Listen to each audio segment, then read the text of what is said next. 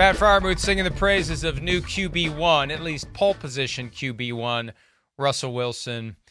Let's ride, baby. This is what the Steelers have done. This is what they need. They're blowing up the quarterback depth chart and installing Wilson backed up by Justin Fields. They've added Kyle Allen as well to that group. I bet they draft somebody to late rounds if there's somebody they like. Thinking about the future, and Russell Wilson thinking about the present, taking the Steelers back to the place where he once took the Seahawks. So, Chris, it is. What's more likely? Solar eclipse edition. Wow. Will you be stopping everything you're doing to get a glimpse with the appropriate eyewear of the solar eclipse today? There's no guarantee. I don't know. I mean, like, I'm going to look out the window and be like, oh, wait, there's the eclipse. I'm not going to, like, look up in the sky and look at the damn sun that way.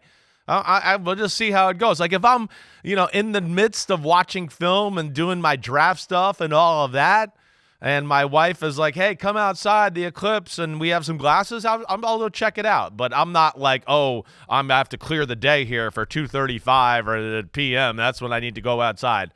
I'll just see where it goes. I don't care that much, I guess is what I'm saying. At the risk of yucking their yum, is that the saying? Yeah, you got it. I don't want to yuck anyone's yum here. Yeah. I don't want to yuck their yum. Yeah. If people want to flock to the path of and pay, they're jacking up the prices at the hotels to Super Bowl levels for all these people that want to see the total 100% eclipse, and it's never going to happen. Yeah, this is just one of those group mentality things that I naturally resist. Like, this is one where I don't want to be part of the herd. I don't want to get caught up in this. And it causes me to be adamant to the other extreme. I can see that. I don't care about the solar eclipse. That like, why? Because you're telling me I should. Who doesn't want to wear the ribbon? I don't want to wear the ribbon. I don't want to look at the eclipse. I might not even go outside and look at it because you're not supposed to look at it, and I don't have the eyewear because I don't care. I just don't care. It's a coincidence. Oh, the moon and the sun is going to... It's not some cosmic phenomenon. It's not some sign of the end times. It's the way that the world works. Every time you look outside, it's a marvel. It's a cosmic marvel. I remember when there was an eclipse when I was a kid, and it was a big deal. And I remember thinking then, what's the big deal? What's the big deal? And it's this dangerous thing you can't look at. Well, then why are you looking at it? Why are you staring up right at it, you dumbass? No. So, anyway, I won't be one of those dumbasses. We know. Get off your lawn. Yeah, who are you talking to? When I talk about somebody looking up, when I talk about somebody looking up and pointing at the eclipse like a dumbass, I'm not referring to any specific dumbass. I'm just saying that's what dumbasses do. Yeah, I guess. What is it? What's the official eyewear you need, right? Like, your normal sunglasses won't get it done, right? Yeah. I think that's whoever makes the eyewear is pushing that. Like, I don't even understand why it's dangerous. Why is it dangerous? Not that I'm going to try it out. I haven't done the research. Well, and now you're going to lead people in to just put on it, and why is it dangerous? I'm just saying. I mean, there you go. If hey, you got don't listen to those people. Listen, I'm a scientist. I'm on Pro Football Talk. I bet Aaron Rodgers just thinks you rub a little ivermectin on your eyes and you'll be fine. You might be. He's been immunized. He'll be all right. He might be all right. You're right. All right, let's stop. We're completely off the rails. What's more likely? Solar eclipse. Don't be a dumbass and point and look at it edition. What is more likely? Here we go. Who's more likely to eclipse expectations this season? Russell Wilson's in Pittsburgh or Kirk Cousins in Atlanta? I'm going to go with Russell Wilson to eclipse expectations over Kirk Cousins. First off, I feel like the expectations are higher for Kirk Cousins. That's the biggest thing. And then I feel like with the injury, I'm a little hesitant there, right? I think people are not sure what to expect from Russell Wilson. He's certainly not he's not as shiny and like a hot button, oh, wow, he can turn the team around type of guy right now. And Kirk Cousins is that guy, oddly enough. Right? How weird the world is. But yeah, I'm going to go with Russell Wilson just because I feel like the bar's a little bit lower in those expectations. I think you're right. The expectations are sky high for Kirk Cousins. And did we see the quote there? I saw this last week. The Cousins quote that was pushed by the Atlanta Falcons, I'm going to be committed to doing everything I can to help us win our world championship. But Chris, you know the first thing I thought, and well, I was am waiting on record why it took as so long for you the to even comment. final analysis. I love Kirk Cousins, but you cannot reconcile I'm going to be committed to doing everything I can to help us win a world championship with not working on Tuesdays when you're playing on a Sunday to Sunday schedule. I still don't know if that was a bit. I don't know if he was exaggerating, but you can't be hanging out at Brentano's looking for books. You can't be answering fan mail. If you're going to do everything you can to help us win a world championship, the time that you're looking for new books on a Tuesday, the time that you're responding to, Jerry in Alpharetta, that is time that you could be making yourself better acquainted with the next defense, better understanding the offense, doing something like Tom Brady would do, like all the greats would do. No days off, no hours off, no minutes off during football season. So I don't know. Maybe he is. I wonder if somebody's going to ask him, does this mean you're going to work on Tuesdays? I think it's a fair question. I mean, you feel like a jerk asking it, but I think it's a fair question because he's come out and said he doesn't work on Tuesdays in the season. Yeah, no, I think it's fair. I mean, with this day and age, with what quarterbacks are making and, right, the importance of the position and what we know that the other guys is standard protocol now at the position, yes, I'm not saying, you don't got to be in the facility grinding for 12 hours on that Tuesday, but – and you might not have to be at the facility at all. But at some point, I know even the great ones who didn't go to the facility on Tuesday, it was, wait, I'm going to get on the phone with the coach or the Zoom with the coach, and we're going to go over things for a little while. And then I'm in my home setup going to watch film here. I might not go to the facility. I'm going to do that.